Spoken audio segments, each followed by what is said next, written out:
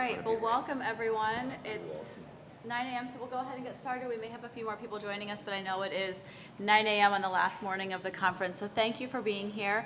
My name's Bryn Mumma. I'll let my co-panelists introduce themselves. Hi, I'm Liz Berner. I'm Colin Greineder. McCormick. Sophie Terp. All right. Should we close, let's close those doors. That'd be great. That way. And if you guys want to come up, Yeah, or do you guys want to introduce yourselves? we could just have a little discussion here, to be honest. Yeah. Oh God, No, right? This is like the improv show. And you get to participate. Where are y'all from? I actually am on an academic hiatus, so I'm not at an academic institution now, but I still do work from the outside of it, and I'm looking potential future ideas. Cool. Hi everyone, I'm Alejandra. I work for IES Research Institute in the Fort Worth, Dallas region, and I'm one of the project managers. I'm Susan Wojcik. I am in director of research for the State University of Minnesota. My name is Meg, and I'm data science instructor. Do you want to introduce yourself? Hi, I'm Alexia. I'm one of the Med Student Ambassadors. I'm from the Ohio State University. Well said. The Emphasis on the Love it. They patented it, right, or whatever. Oh yeah, no, it Trademark. has a little TM Yeah, after little it TM. and everything. It's a big deal. Well, you passed if there's anybody spying on you, you passed the test. Oh. So our goals for this session, disclosures. Dr. Terp runs an HIV screening program that's funded by Gilead. I have previously served on an advisory panel for Roche Diagnostics. Neither of those are relevant at all to what we're talking about today, but they're there. Our objectives, don't read all the words on the slide. Our goal is to help you understand the grant review process, to help you better prepare yourselves to submit entry-level grants, to understand what happens when you submit a grant, particularly to the SAEM Foundation. I am the current Grants Committee Chair. Liz is the Grants Committee Vice Chair. And these are all Grants Committee members. So we are the people who will truly score the grants that are submitted to the SAEM Foundation. And our goal here is really to be helpful and constructive and to help you submit the best grant you can to have the best chances of getting funded.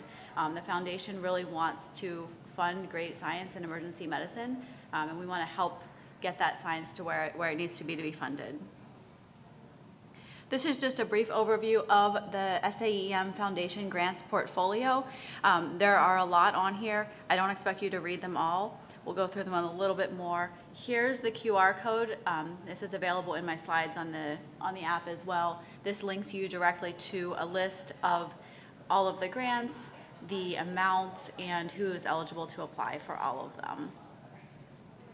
SAEM offers grants for emergency medicine researchers at all levels of training, beginning from medical students on up through senior faculty. The grants listed here, so medical students and residents are eligible for the RAMS research grants that are $2,500 for medical students and $5,000 for residents. And then fellows, early career faculty are eligible for all of these grants listed here, and you can see there's a focus in the SAEMF portfolio on sort of the early career development programs. All of these are mentored research applications, which means the applicant applies together with a mentor with some sort of a mentoring plan that accompanies the research that's being conducted. Then we have these 5 grants that are mostly larger grants that early career faculty are eligible for, as well as mid-career and even senior faculty. And all of these grants are can have a mentored application, meaning the applicant applies together with a mentor, or the applicant can, usually at a mid-career or later stage, may decide to apply as an independent investigator for these awards. And the ED Benchmarking Alliance grant, the top one, that is a new grant for SAEM Foundation this year. It's focused specifically on operations research, and then the others are ones that we've seen before. Most of them are, especially the Research Large Project grant, sort of an investigator-initiated grant, so that's sort of any topic you want in emergency medicine, from basic science on through to population health, can fall under that large project grant. So there really is something for everyone. If you're thinking about applying, now is the time to do it. The application cycle opened May 1st and will close August 1st. So August 1st is the deadline for submissions. The grant reviews will take place in October. Acceptance letters go out in December or possibly early January for funding to start on July 1st.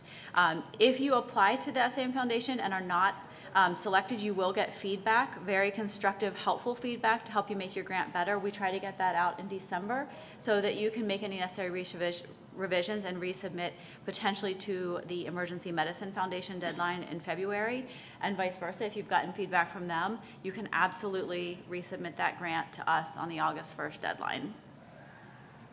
Any questions right there? All right. So we'll talk very briefly about the application elements. These are elements, the first 4 elements that are in every single application to the SAEM Foundation, and then the training and mentorship plan are only part of the mentored applications. So the first big piece of the grant is the specific aims. This is 1 page, and it's arguably the most important page of your entire grant submission. Because your grant, when it's reviewed, you'll learn more about this later in the session, but it will typically have 3 assigned reviewers, and then everyone else in the study section will read your specific aims page, and that will be their understanding of your grant going into the discussion. Will be your specific aims page. So you want to give just enough background to create that gap or that critical need for your study. Tell us what your overall objective is, your overall hypothesis, like the big picture of what you want to do with this research study, and then 2 to 3 specific aims. Anything more than that for most grants is too many. And you really need to be focused in your specific aims. So 2 to 3 aims, and briefly have some expected outcomes, and make sure this is really coherent, that your outcomes tie back into your objective and everything is nice and tight. The next, the meat of the research proposal is the research strategy. This is what most people think of when they think of writing the grant, is writing the research strategy. 3 main sections to this: significance, innovation, and approach. This follows the NIH rubric, so part of our goal in having these smaller grants is to get young investigators used to the NIH approach. It's important to sort of organize your proposal using these 3 main sections, but certainly create subheadings, do whatever works to organize your proposal within this framework. 2 things that we commonly see that are missing that are really helpful for reviewers are including an analysis plan and a realistic timeline, and then addressing your limitations. Because it's better for you to address your limitations and tell the reviewers how you are going to mitigate them than to pretend you don't have any, because then the reviewers will find a lot. Next main section of the grants are biosketches. And we use the NIH format biosketch. It's a very templated form that you'll download from the NIH website. It changes every few years, so it's just important to have the most current form. 3 main sections in the current NIH biosketch form are the personal statement, positions, scientific honors and appointments, and contributions to science. And this is sort of a modified format of your CV, but it gives you you have a little bit of room to tailor it specifically to your current application. The most important section of that biosketch that you need to tailor is your personal statement. And your personal statement is really the section why you want to show why you are the best person to complete this research grant, why you are qualified. If you are applying for a mentored award, it may be you want to show that you're qualified to lead the study, but then also sort of emphasize any gaps in knowledge that will be filled by this study by your mentoring plan. So here's what I have, here's why I need mentoring in this specific area to be able to get to the next steps in my career. And then finally, for the SAEM Foundation Awards, you do get some bonus points if you've been involved with SAEM. So if you have been heavily involved with SAEM, have presented your research at SAEM in the past, have come to the annual meetings, just kind of note that in the personal statement of your biosketch. And this is not only your biosketch, but everyone else on the grant. So you may have mentors who just give you a biosketch from a grant that they've submitted previously, and you want to work with them to revise that paragraph so that it really reflects their contributions to your grant. Letters of support. the last main section that every grant will have.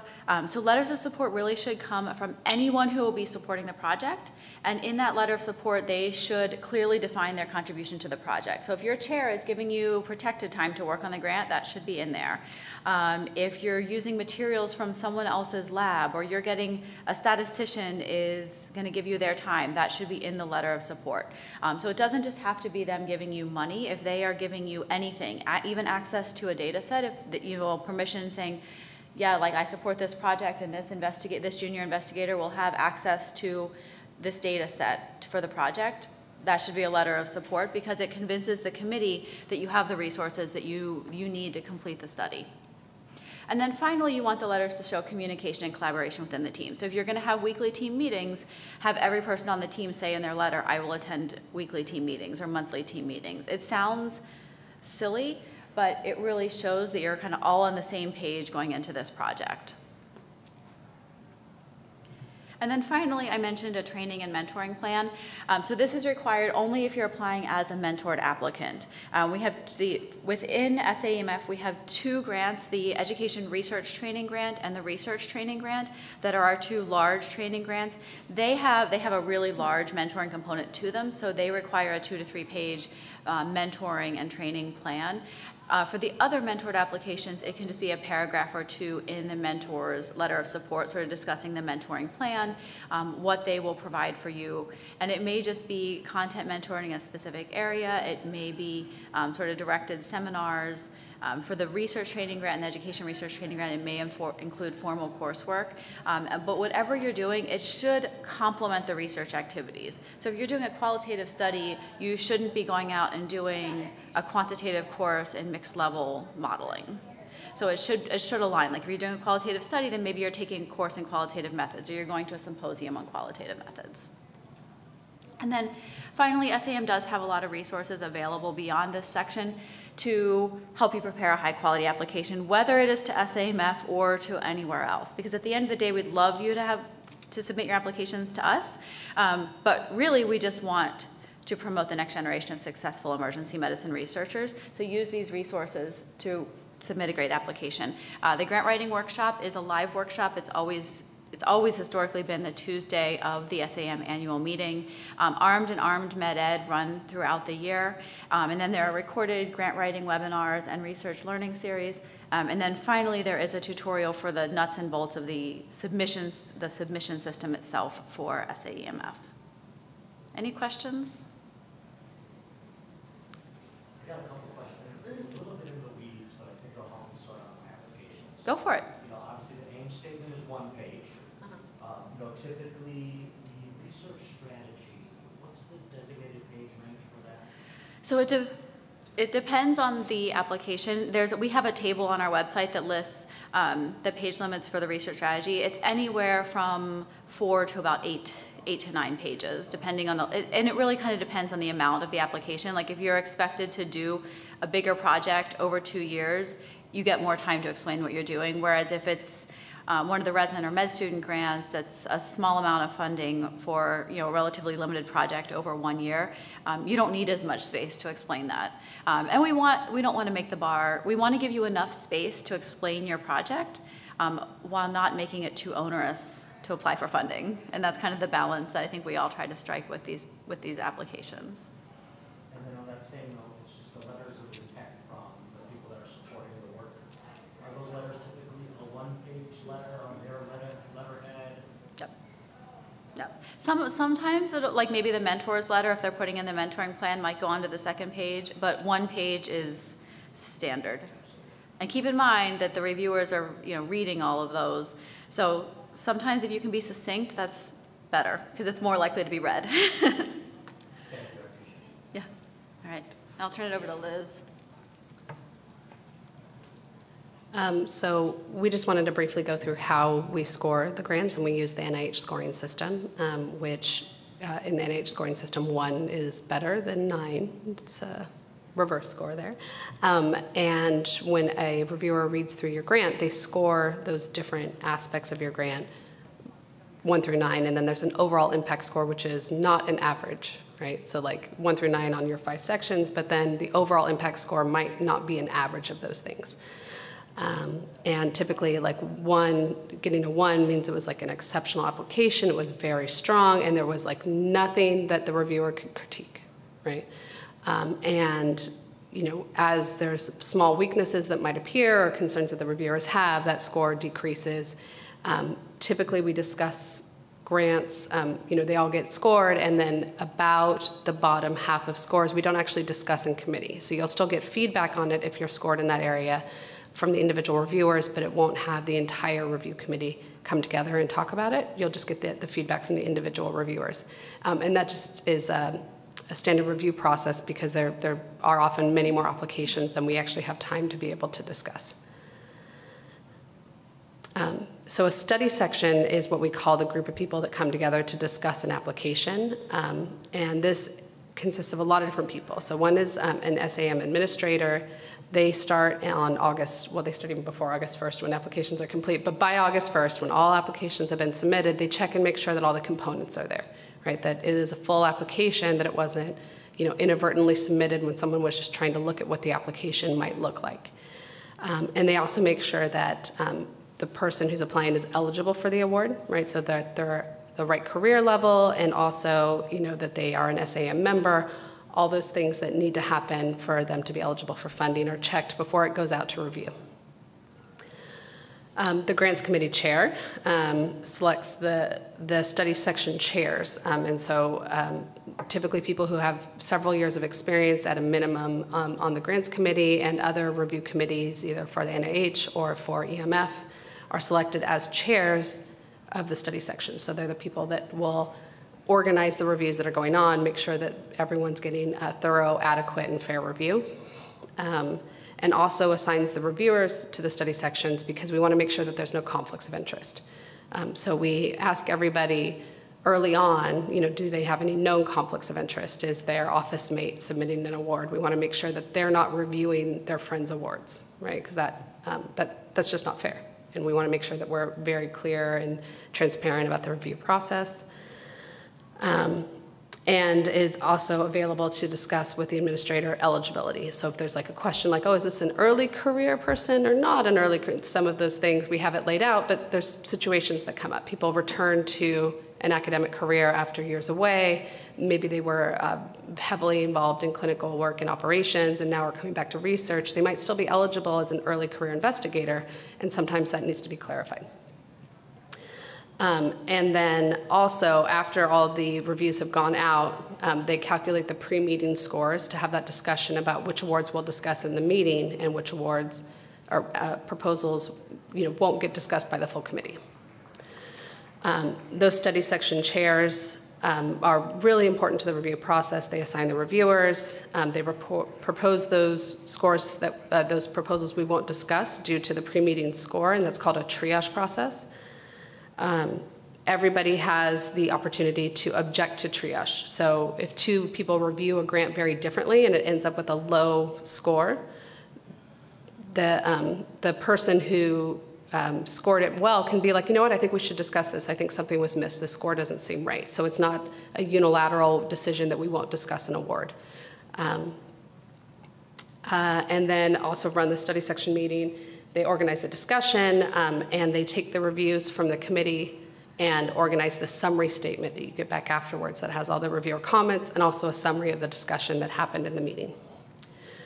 And then the reviewers are really doing a lot of work, right? So they are reviewing several applications, either as the primary, secondary, or tertiary reviewer. And that means that every award should have 3 reviews done of it. They should have 3 separate people reading through the proposal, making sure that there's a fair representation, right, of different viewpoints when they're scored.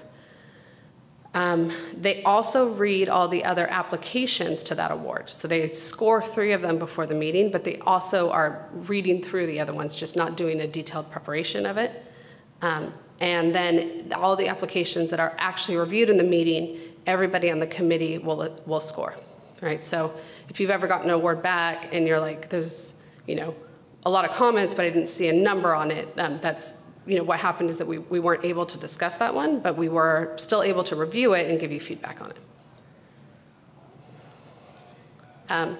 So we're going to do a mock presentation of this, but essentially before the meeting, right, the reviewers are assigned, they give preliminary scores, we propose triage and streamlining, and then the actual meeting, right, we confirm that there's no conflicts of interest. So even if you're not scoring your friend's award, you also shouldn't be in the room when they're discussing it, right? That just creates even just a perception of conflict of interest we're careful to avoid. And also we have an opportunity for everyone to object to triage. So even if you didn't score the award as like primary, secondary, tertiary reviewer, you have the opportunity to be like, no, I don't think we should triage that one. I still think we should discuss it. If you think there's something important that needs to be discussed by the group. Each proposal is then presented by the primary, secondary, and tertiary reviewer. Everyone in the meeting discusses it, right? Even if you didn't score it, you can still discuss what came up in it. And then everybody scores that proposal before we move on to the next one. So they're not compared to each other. Proposals aren't like, well, I think this one's better than this one, so I'm going to make sure the scores are different. They're all independently scored, and then at the end, we look at the scores they received. Then the summary statements are prepared, and we make recommendations to the SAEM Foundation Board, but ultimately the Foundation Board is the one that decides what is getting funded with input from the Grants Committee. All right, so are you you're chairing the, yeah. So we're gonna briefly walk through this so you can kind of see like what we do when we go through this process. So I'm going to serve as the study section chair for the mock grant review, and we have our 3 grant reviewers over here, and then Liz is going to step in and kind of be the commentator and the narrator to explain to you, just kind of comment on what's happening. So we have 1 grant to review today. Let's get started with that. We're going to do, so first of all, please maintain confidentiality, both for the reviewers. Yeah, and for everyone in the room. Just because this is a real grant that was graciously submitted by one of our SAEM members for feedback so that we can all learn from it. It's being submitted, I believe, as an institutional, to her institution at this point, but may be submitted to the foundation or to EMF in the future. So please maintain confidentiality about the science that you hear today. If you have a conflict of interest, if you realize partway through, you are welcome to stay in the room for today. We won't make anyone step out for conflicts of interest today. And then we will run this like we would a traditional mock review, where the primary reviewer gets about 5 minutes to discuss the study itself as well as provide their commentary, and then we'll do 3 minutes for the secondary reviewer and 2 minutes for the tertiary reviewer. And then I would ask for the secondary and tertiary reviewers that if you don't have anything additional to add, that's simply fine to say that. So let's go ahead and get started. I forget who was primary. Sophie. Hi, I'm Sophie Terp from LA County, USC. I'm going to do the primary review of the grant called Point of Care Ultrasound and Treatment Disparities for LVH. So just a little bit of background on this and summary of their sort of main... Let's pause for a second. I realized I forgot to have each of you give your overall impact scores before we started. So Sophie, your overall impact score. Okay, so for significance, I gave a 4. For investigator, I gave a 4. For approach, I gave a 4. And for environment, I gave a 1. Okay. Yeah, just your overall. Overall, okay. I have to do some mental math right now. I guess 13, is that right? No, just your overall, like a 3 or 4 overall. Oh, okay, sorry. I'll give it a 4. And I give it a 7. Taylor? 3. Oh, so we have a good range, so this should be a good discussion. This doesn't always happen. All right, continue on, Sophie. Sorry for interrupting. So because hypertension is a leading sort of preventable risk factor for a lot of bad cardiovascular outcomes, and because it contributes to a lot of morbidity and mortality, the authors expressed wanting to do this study, sort of postulating that by identifying LVH, which is a like end organ consequence of hypertension in ED patients with asymptomatic hypertension, this could down the line better lead to follow-up and maybe earlier treatment. And they sort of postulate it may help to distinguish white coat hypertension from actual hypertension with end organ damage. And so they proposed a study with 3 aims, the first of which is to identify disparities in undiagnosed LVH in ED patients with asymptomatic hypertension by looking at 200 patients at a single site, from what I understand. 2, to quantify the effects of LVH detection in these patients on like 3-month follow-up and treatment. And 3, to collect some sample of ultrasound images that they were going to somehow incorporate into an AI LVH detection thing in the future. And I don't understand AI that much, so I'm just going to put that caveat in. I think it's like futuristic sci-fi stuff. So I just wanted to say, overall, this is a really nice grant. The formatting is outstanding. The writing is clear. It is appropriately detailed and cited. It's a really good example of something, if you have access to it, to look at to see how to format a grant. So in terms of significance, I do acknowledge that hypertension and LVH are problematic from a public health standpoint. What I don't sort of agree with is that this is something that necessarily needs to happen in the emergency department. And I think sort of any patient with persistent hypertension in the emergency department, whether asymptomatic or symptomatic, should probably, at least in theory, be referred to primary care for recheck, follow-up, and consideration of initiation of treatment. And that by identifying LVH, I don't think like I'm going to call something white coat hypertension just because LVH is absent, which was I think a little bit of a stretch of a statement that they made. I think just because you can do this in the ED, it doesn't, the significance from a public health standpoint, like it may be something useful in a primary care setting in some way, but like from an ED standpoint, it didn't make a ton of sense for me, particularly in this current climate where we can, like, most EDs can barely take care of patients with emergencies. And I like the intention of screening for chronic disease and follow-up, but I don't necessarily think that this would change management or pathways that much. I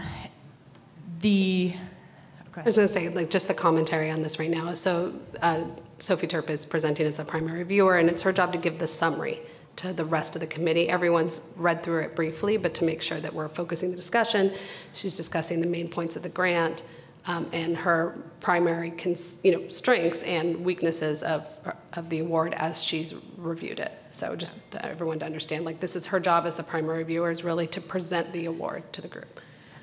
And their follow-up metric is based on, they have like a post-ED clinic, which seems very like specific and unique to their well-resourced institution. So this might not be something that is like feasible or generalizable to a larger population. In terms of the investigator, is this the best person to do this study? My answer would be probably yes. This is an assistant professor of EM at a large academic medical center with a very strong, well-supported research infrastructure, who's ultrasound trained, has an MPH, is co-I on at least one study, and has a very reasonable sort of career mentorship plan. She describes her goals, which are to gain experience in clinical trials, dissemination science, learning about nuances of LVH detection on ultrasound, and preparing further grants. Her mentorship plan and sort of course plan makes sense. My major issue with this investigator is one of the documents that is additionally included in grant applications is other support, where you list other support that is either current or pending. And this investigator had a pending grant application a pending, I think, funded application from EMF for something that was not very much elaborated on, but seemed to have a significant amount of overlap for this particular grant. It was like career development for finding disparities in LVH in ED patients, and it was like a $100,000 grant. So it was, and they listed among overlap with the current study, none. So it was a little bit hard to figure out like whether this was sort of redundantly funding something that was already funded, and I felt like this grant could have been strengthened by clarifying the differences between those two things and the areas of overlap or non-overlap. And then, let's see. In terms of approach, this is a pilot and training grant where someone is looking to gain skills, but my main issue with the study is that it's a single site study, and from what I could gather, there was no insinuation that anyone other than this like very highly trained ultrasound person would be doing any of the ultrasounds. And this was at one very well-funded sort of single academic medical center with a very specific ED follow-up clinic available. So it just seemed unlikely that any of these findings would necessarily be generalizable in any way to any other institution. And I would have been a little bit more enthusiastic if there had been some indication that like multiple trainees with multiple levels of training were involved. And then finally for the environment, this is at a place that has all the resources, and the applicant has very strong letters of support from with like very specific details and commitments from all of the proposed mentors as well as the incoming chair. The training plan adequately addresses all of the goals. So I think that the environment was the sort of strength of this application. But overall, this was like a very well-written application. I just don't necessarily think that the ED is like the place for this work, and that the actual study is something that like could be done or replicated at more than a handful of other EDs in the country. So after the primary reviewer finishes, then the chair is like, okay, clarifies anything, and then asks the secondary reviewer. All right, so Colin, secondary reviewer, will go to you. Again, you don't need to restate anything, but if you have any additional concerns, please go ahead. Yep, so I'm Colin Greineder from University of Michigan.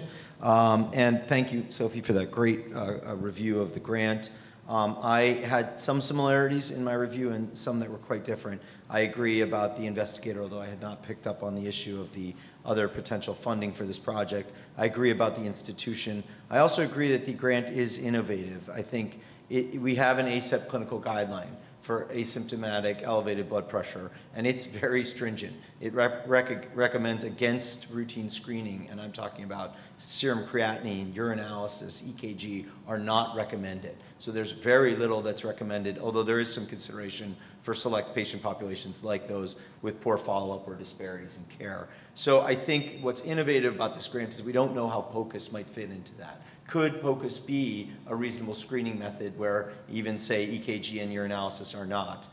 So I think that's an innovative question. I think where I really differed from Dr. Terp was in the significance and in the approach. I feel that while there is potential significance here, it is greatly diluted by the fact that the grant veers all over the place. And it's really missing at its core whether or not POCUS is an accurate way of diagnosing LVH, which has not been established definitively in the literature. There are 2 or 3 studies that are cited, but the largest of those 3 studies was listed as a pilot with a convenient sample of 39 patients. So there's not an extensive literature saying that POCUS done in the emergency department is a good way of establishing LVH, and that is not a major thing that's established in the grant. So they don't clarify how they're going to validate their, what the gold standard will be that they will use to determine whether patients actually had LVH that are identified as having LVH on POCUS in the emergency department. So while there is a follow-up clinic, they don't mention, are they going to do a formal echo? Are they going to have someone review this case? Are they even going to confirm that the patient continues to have chronic hypertension in follow-up? So I think that's a major weakness. I think a second major weakness in the approach is what Dr. Terp mentioned, which is that even if POCUS is an accurate way of diagnosing LVH in the hands of an experienced LVH-focused ultrasonographer, there's a question of whether that's going to be the case when it's extended to a large number of providers. That's not addressed here, as all of the POCUSes are going to be done by the same provider. this one applicant is going to be doing all of them. So I think that's a huge issue, and it's a major weakness of the approach. And then, unfortunately, the approach then goes on to almost unrelated projects. So AIM 2 feels to me like a separate project where they're talking about now an intervention designed to address barriers to follow-up in patients with asymptomatic elevated blood pressure that have a positive focus for LVH. And this is not very well done from the standpoint, in my opinion, of implementation science. There's no use of any formal implementation framework, not even CFR, so it's not clear where they came up with the elements of the intervention or how they're going to evaluate their their implementation outcomes or their efficacy. And then the third aim is really about an AI algorithm, and it just seems extremely premature when we're missing the answers to so many basic things, like can this even establish this diagnosis when done in the emergency department? So I gave the approach an 8, and that was the reason for my much higher score. And I feel that there's a major weakness in the grant, and hence I gave it an overall score of 7. Thank you. And now we have our tertiary reviewer. Again, anything additional that you would like to add to the comments that have already been given? Yeah, and I don't think I'm going to belabor these points, and these wonderful reviewers certainly changed my mind a little bit from my 3.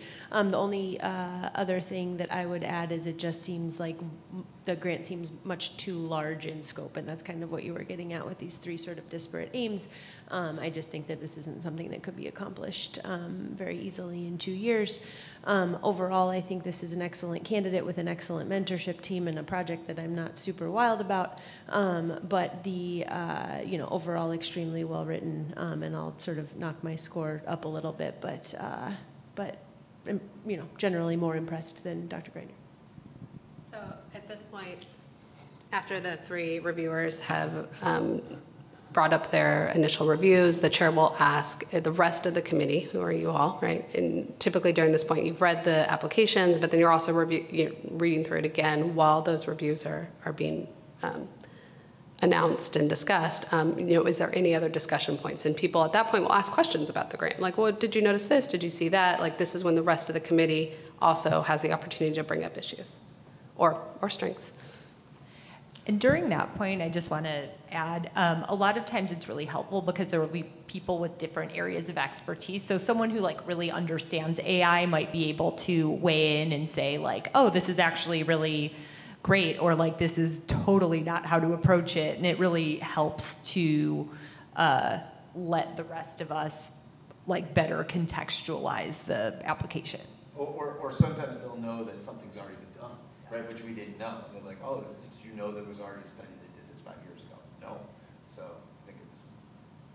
And we'll also usually talk at this point about sort of what the candidate's involvement is in SAEM, and I think it's useful to really highlight what you've done, even if it's membership or committee work or anything, and we'll sort of discuss, they've been here and sticking with us, and that really does give sort of bonus points to the application. Is not required at all, but I would definitely hype it up if that's something that you can provide.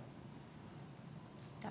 And I am the study section chair, but since I've read the grant, I'll kind of chime in as somebody who's another reviewer, because there were 1 or 2 other things that I saw, and this is where those of you who have been assigned reviewers can certainly defend the grant if I've missed something, but I thought it was interesting, first, that they talked about stratifying by gender rather than sex, and it seems like this would be more, they were looking more for biological differences.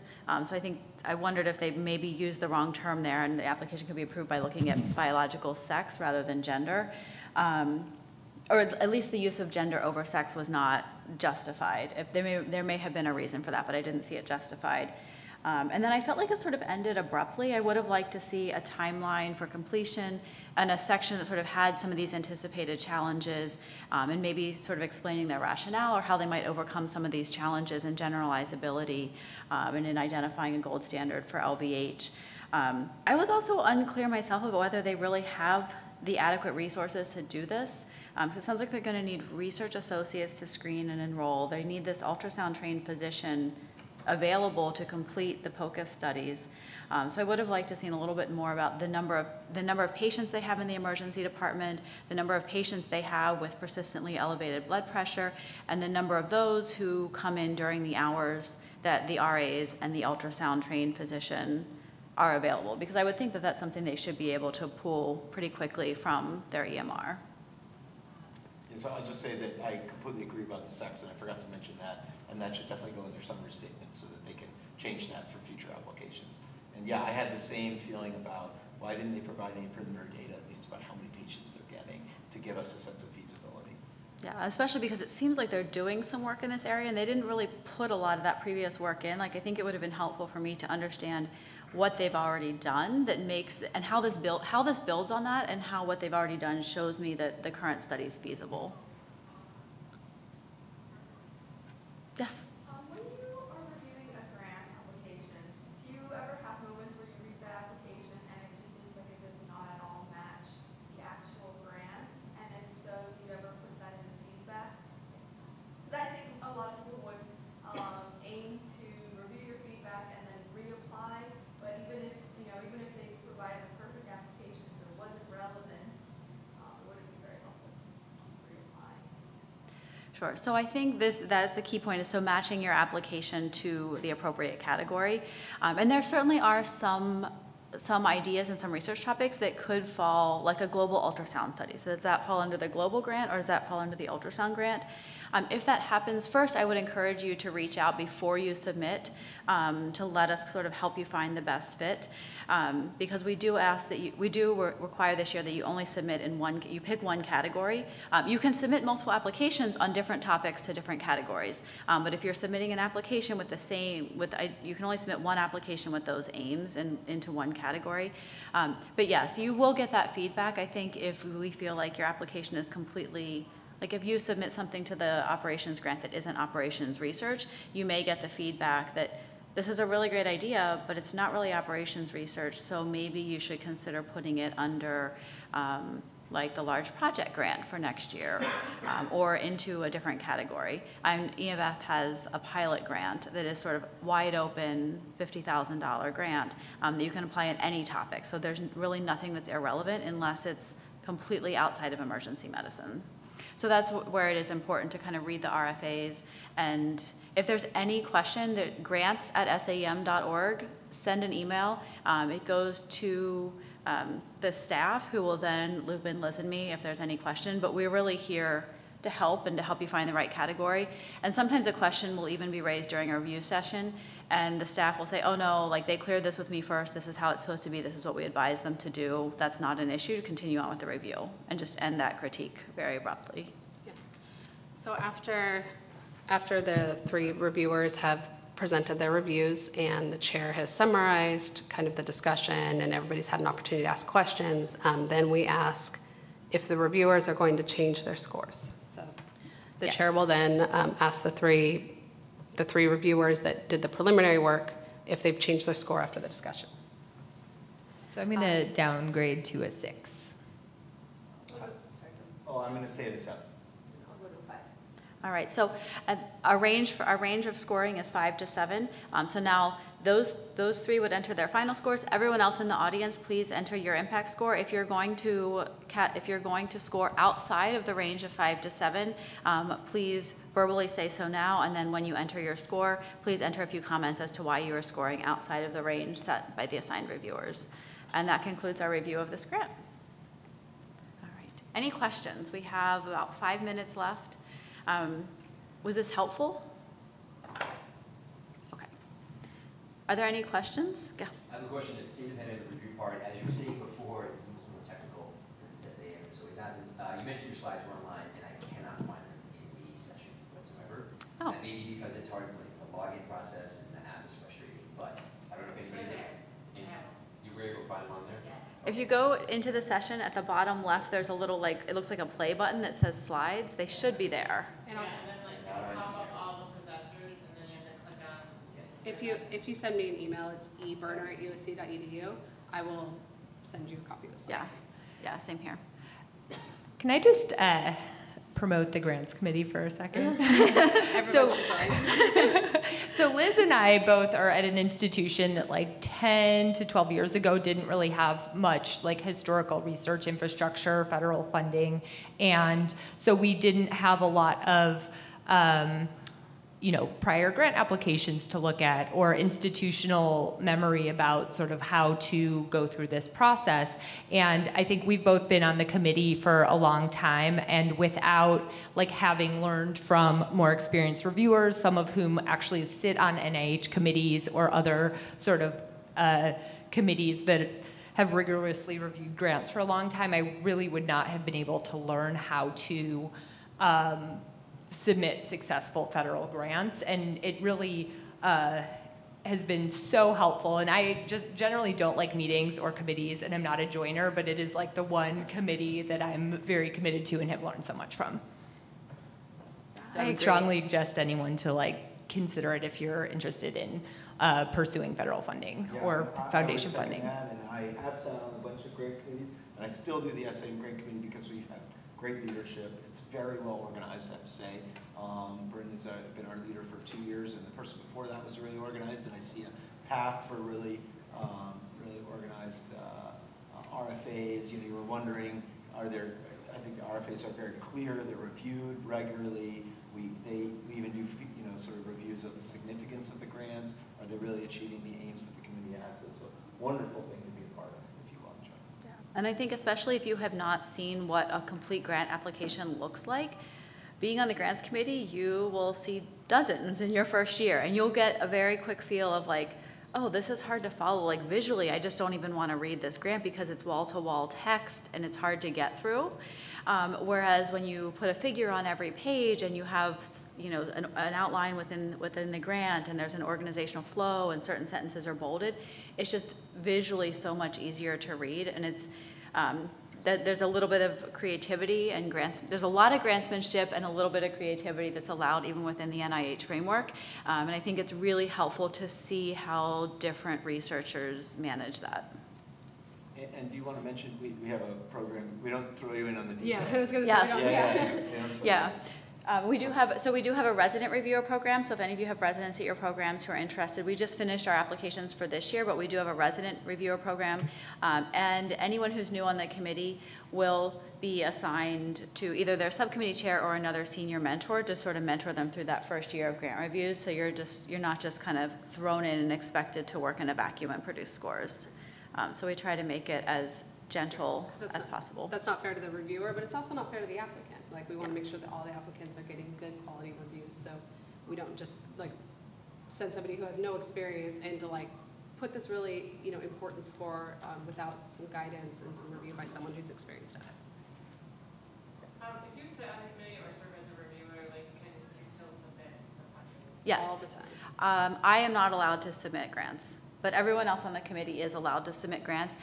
You will not be allowed to be in the meeting when any grant in that category is discussed. So you're completely out for that entire category if you are the applicant or a named co-investigator. And then if anyone from your institution submits a grant, you're out for that grant. But you're allowed to be in the discussion for the rest of the category, provided that you feel like you can objectively evaluate the other applications. And are the assignments specific to the grants that you're applying to? So like you might be on a section that you would be submitting to a different grant. Exactly. So if you submit to the toxicology grant, we would put you on like the education research grant. You wouldn't even be in the discussion. Exactly. You wouldn't even know how many applications there were. You wouldn't know who applied. You wouldn't know the names of the application. You would know nothing about the applications in the category that you applied in. All right. Well, thank you very much for your attention. Please reach out with questions.